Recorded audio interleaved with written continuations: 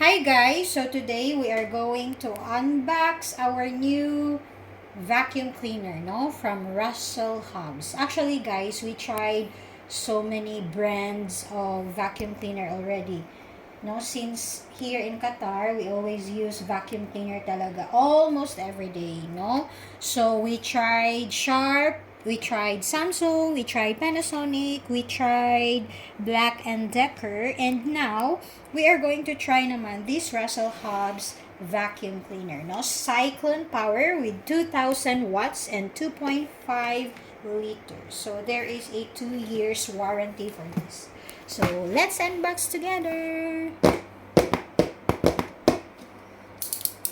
So excited to use it today, guys. Kasi it's cleaning day. Today is Friday, so it's cleaning day for us, no? Every Friday. Okay, so ito yung extender niya. So, ayan. So, pwede siyang ma-extend, pwedeng pa-asan, paliitan. Okay. And then, ito yung yung hose. Okay. So, muli ang hose niya. Okay. So, later we will connect this one, guys. And then, this one is the small cleaner. Ayan. This one naman is pag may mga gagmay na sulok-sulok.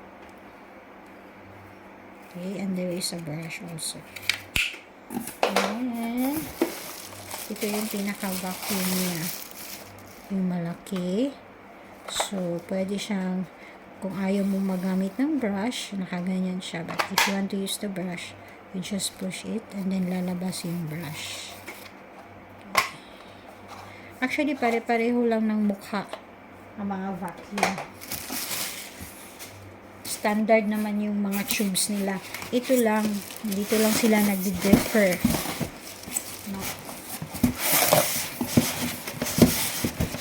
Ayan. Dito lang talaga nagdi-differ, guys.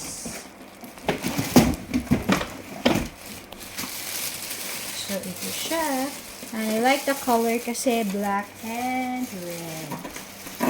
So, bagless na siya, guys. Wala na siyang bag sa loob. So,